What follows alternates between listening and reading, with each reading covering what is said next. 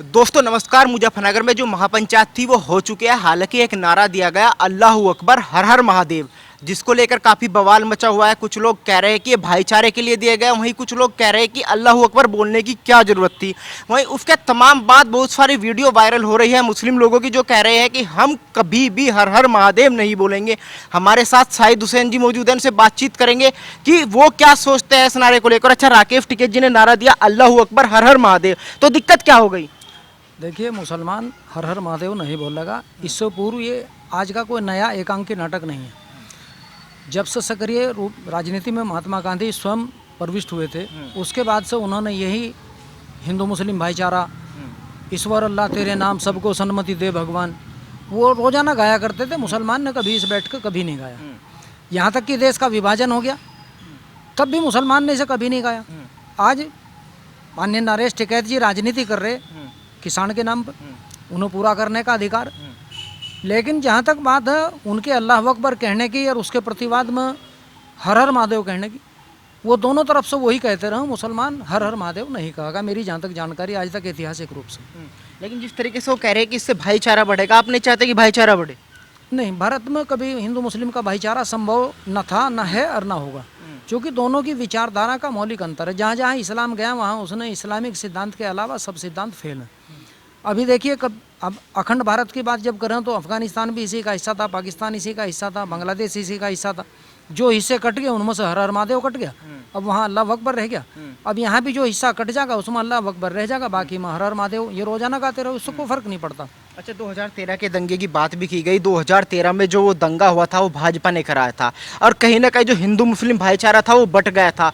लगता है अब एक हो पाएगा? नहीं, ये पहली बात तो यही आपत्तिजनक है, भाजपा ने कराया था दंगा, भाजपा ने नहीं कराया था। हर स्टेज को तैयार किया था भारतीय किसान यूनियन के नाम पर श्री राकेश टिकैत जी ने। 27 तारीख में गौरव और सचिन की हत्या के बाद सबसे पहले जाने वाले अमीर आलम और राकेश टिकैत थे गांव में। उसके बाद 31 की घोषणा करने वाले श्रीमान राकेश टिकैत थे।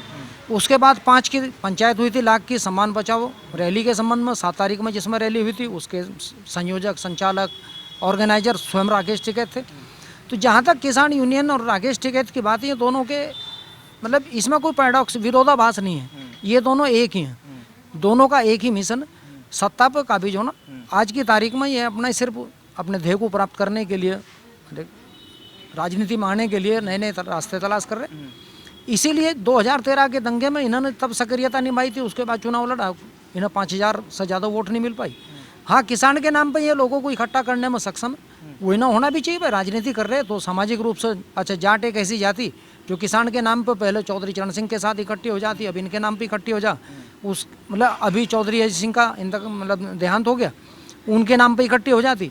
अब हो सके उनका लड़का भी किसान के नाम पे नहीं इकट्ठा कर ले। लेकिन जहाँ तक बात एकीकृत हिंदू समाज की या समन्वय की बात, हिंदू मुसलमान, जाट मुसलमान, चमार मुसलमान, ये तो काल्पनिक है, सत्ता का एक संयोग है जिसे मिलने के लिए तलाश करते रहते हैं राजनीतिक लोग, वरना मुसलमान इन पर किसी पे कोई यकीन नहीं करता। लेकिन आपने देखा भीड़ जो आई थी, किसान आए हुए थे, वो मुस्लिम लोग भी थे, वो कह रहे हम भी काला कानून वापस कराने आए हैं, हम भी किसान हैं। वो काले और पेड़े कानून से नहीं, उनकी समस्याएं अलग हैं। उनकी समस्याएं उन्हें सबको पता, गौ कसी में बहुत ज़्यादा चालान हो रहे, पैरों पर गोली लग रही, छोटे मोटे जो अपराध एक व्यावसायिक रूप से कर लेते वो बंद हो गए। उनकी समस्याएं पुलिस से बचने के लिए किसान यूनियन उनका एक बहुत अच्छा मंच है। किसान यूनियन के नेता बहुत सस्ते अवेलेबल, क्योंकि बीजेपी में उनकी बहुत ज़्यादा पकड़ नहीं है, तो इसलिए किसान यूनियन उनके लिए एक सुखभोगी व्यवस्था, जिसमें वो आसानी से किसान यूनियन के लोगों के माध्यम से पुलिस से अपना बचाव कर लें। अच्छा, आप जिस तरीके से मुस्लिमों के खिलाफ बोल रहे हैं, कह रहे भाईचारा नहीं हो सकता, आपको नहीं लगता कि आपके खिलाफ फतवा जारी हो सकता? आप तो भाईचारा बिगाड़ने का काम कर रहे हैं। एक तरफ वो भाईचारा बढ़ाने की बात कर रहे हैं, आप कह रहे हो ही नहीं सकता। नहीं, सत्यता में भाईचारे से क्या मतलब? जब एक बात बिल्कुल तय होगी, ये धार्मिक रूप से बिल्कुल निश्चित है, सभी जानते हैं, मुसलमान दूसरे किसी भी धर्म के नारे को लगाना, दूसरे की सभा में जाना, दूसरे के पूजा स्थलों पर जाना, न कभी उसने किया न कभी करेगा। रही राजनीतिक लोग 1%, 2% में भी परसेंट बनी है, वो माइक्रोन परसेंट अगर ड्रामा करते रहें, एकांकी नाटक करते रहें हिंदू मुस्लिम एकता के लिए, हम इस देश की हिंदू मुस्लिम एकता बड़ी विचित्र है। मैं आपको पिछले 70 साल के राजनीतिक इतिहास को बताऊँ। यहाँ जब लताफत अली और गयूर अली दोनों मामा भाणजे जीत जाए तब तो समन्वय बढ़ना और हिंदू बहुत अच्छा। उसके बाद अमीर आलम और मनोहर जीत जाए तब हिंदू बहुत अच्छा। लेकिन अगर आज हिंदू अपने कैंडिडेट को वोट दे रहा, चाहे वो नरेश बालियान रहे हों या उससे पहले वीरेंद्र वर्मा या इस तरह के, वो सांप्रदायिक हो जा। ये बड़ी विचित्र बात है। जैसा जी एक बात और बताइए, जिस तरीके से गंगा जमुना तहजीब की बात की जाती है, लगता है गंगा जमुना तहजीब है? काहे की गंगा जमुना तहजीब? देश के बंटवारे का कर्णधार श्री लियाकत अली, वो जनपद मुजफ्फरनगर के जमींदार थे। देश का विभाजन इसी मुजफ्फरनगर की जननी 1949 की अंतरिम सरकार बनी थी, उसके वित्त मंत्री खुद लियाकत अली थे। तो पाकिस्तान के बनने में मुजफ्फरनगर और लियाकत अली दोनों का एक ऐसा संयोग, उसी के कारण पाकिस्तान बना। जिन्ना को तो लोग ये मानते हैं कि भाई चलो जिन्ना सबको पता, लेकिन लियाकत अली तो इसके कर्णधार थे। इसका सारा पैसा मुजफ्फरनगर के धन से खर्च हुआ। फिर नारा क्यों दिया जाता है हिंदू मुस्लिम भाई भाई? नारा तो हिंदू दे रहा, मुसलमान तो कभी हिंदू मुस्लिम भाई भाई की बात नहीं करता। और फिर अगर श्यामलाल रामलाल दो भाई हैं तो वो कभी नहीं कहते कि हम गंगाराम के। चूंकि हिंदू मुस्लिम भाई भाई ने, तो इसलिए राजनीतिक नारा हम हिंदू मुस्लिम भाई भाई तो काल्पनिक है, ये कोई नारा नहीं है। अच्छा, जिस तरीके से किसान पंचायत हुई, क्या लगता है बीजेपी को कितना बड़ा नुकसान होगा? नहीं, मुसलमान और जाट इकट्ठे हुए थे इसमें, किसान नाम पर, चाहे वो जट सिख थे या कुछ यूँ तो छोटे मोटे जो संगठन वो आते रहे। उनसे देखिए, जनमत को वोटिंग बिहेवियर में बदलना, ये बड़ा एक राजनीतिक प्रश्न है। क्या ये भीड़ चौधरी राकेश टिकैत के कहने से भीड़ में वोट में कन्वर्ट हो जाएगी? ये कहना असंभव है। अच्छा, आखिरी सवाल आपसे एक बार फिर यही, मुसलमान क्या हर हर महादेव बोलेगा? नहीं, वो क्यों बोलेगा? वो गंगा स्नान पे क्यों जाएगा जब उसका कोई औचित्य नहीं?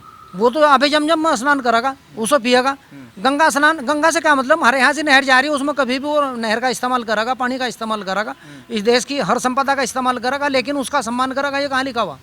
ये कोई आपका मतलब ये कोई धार्मिक तो है नहीं। हिंदू के लिए धार्मिक हो सके, मुसलमान के लिए कोई गंगा पवित्र नहीं है।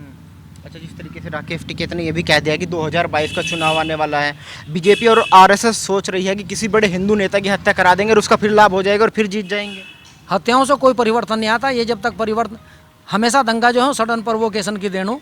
दंगा कभी किसी के करने से नहीं होता। दंगा तो अकस्मात हो, झगड़ा अकस्मात हो, वो किस तरह का विकराल रूप धारण कर ले, उसका किसी के लेने मतलब किसी के करने ना करने, किसी की तैयारी से कोई औचित्य नहीं इसका। 2013 का दंगा किसकी देन था? 2013 अकस्मात रूप से एक घटना हुई जिसमें एक लड़की छेड़ने की घटना ने तीन लड़कों की हत्या की। उसके बाद पंचायतें हुई, पंचायतों के बाद ये विकराल रूप धारण करता चला गया। प्रशासन के लचर रवैये, एक पक्षीय कार्रवाई के कारण हिंदू इकट्ठा होता चला गया। हिंदू ने अपने मान सम्मान से जोड़कर इसके बाद हिंदू भी सक्रिय हुआ और इसकी परिणति है 30 तारीख में जिला अधिकारी और वरिष्ठ पुलिस अधीक्षक मुजफ्फरनगर दोनों खाड़बार में गए, जिससे हिंदू और ज़्यादा उत्तेजित हो गया। इसकी परिणति 2013 का दंगा थी। आपने कहा पंचायतों का जो दौर चला था उसमें राकेश टिकैत भी थे, यानी कहीं ना कहीं आप आरोप उन पर भी लगा रहे दंगे में शामिल थे? नहीं, वो राकेश टिकैत किसान यूनियन की हैसियत से नहीं, वो जाट और हिंदू तो थे, इसीलिए उन्होंने लाख की पंचायत की थी, इसीलिए वो कवाल में पहुंचे थे। वो किसी की बीजेपी के कहने से थोड़े पहुंचे थे, वो अपने जातीय और हिंदू सम्मान के लिए वहाँ पहुंचे थे। वो ये कौन कह रहा है वो राकेश टिकैत हिंदू नहीं है? वो भी एक हिंदू। अच्छा, जिस तरीके से एक मौलाना का वीडियो देखा होगा, वो कह रहे हैं कि अल्लाह अकबर हम महादेव नहीं बोलेंगे। आपने जो हमारी 2013 के दंगे में 113 मस्जिदें तोड़ी थी, पहले हमको वो वापस देनी होगी। जो मुसलमान है 2013 का दंगा नहीं बोला है, तभी हम कुछ सोच सकते हैं। नहीं, मस्जिदों की संख्या तो मुझे याद नहीं, लेकिन इतना पता, चूँकि मैंने उस पर डॉक्यूमेंट्री भी बनाई थी, कुछ काम भी किया था, मैंने याचिका भी डाली थी उच्चतम न्यायालय में। उसमें फुगाना की 2 मस्जिदें, लिसाड़ की मस्जिदें, उन मस्जिदों की जानकारी तो मुझे है, लेकिन मौलाना साहब के पास 113 मस्जिदों की जानकारी वो मेरे संज्ञान में नहीं है। हाँ, कुछ मस्जिदें खाली पड़ी, वो किसान यूनियन के या जाट जाति के या किसके कारण पड़ी, इस पर कुछ भी कहना, चूँकि मुसलमान वहाँ से किसी दबाव में भागे थे, ये कहना भी असंभव, क्योंकि उसके पीछे एक सबसे बड़ा कारण था कि ना आर्थिक लाभ। इन लोगों ने करीब मेरे ख्याल से शायद 9,000 या कितने लोगों ने 5-5 लाख रुपए रिहेबिलिटेशन का लिया था, उससे पहले नुकसान का लिया था। मुसलमान सरकार से धन ऐंठने का एक मनोवैज्ञानिक दृष्टिकोण जानता है, तरीका जानता है, इसलिए उस पर अरबों रुपए खर्च होने के बाद भी मुसलमान ये कहता है कि मैं उजड़ गया, जबकि ये सबको पता था वो करोड़पति हो गया था। तो आपका कहने का मतलब है कहीं ना कहीं जो किसान पंचायत में मुस्लिम लोग आए हुए थे, वो कहीं ना कहीं अपने आर्थिक फायदे के लिए आए हुए थे, ना कि किसानों के फायदे के लिए? नहीं, पुलिस के फायदे के लिए। पुलिस से डरते हैं मुसलमान, दीवान जी की टोपी से बहुत डरता है मुसलमान, इसलिए वो दीवान जी की टोपी के डर से आया हुआ था। किसान कौन? किसान तो यहाँ बोल लोगे किसान। रही बात सत्कार सद्भाव की, एक भाई बाहर के जितने मुस्लिम गाँव थे, वो तो जो खुद यूनियन के विरोधी की जाट, उन्होंने भी भाई बाहर से मेहमान आए तो उनके खाने पीने की व्यवस्था तो समुचित होनी भी चाहिए, कोई दुश्मनी थोड़ा ही थी, तो वो खाने पीने की व्यवस्था सबने करी, वो कोई विषय नहीं है।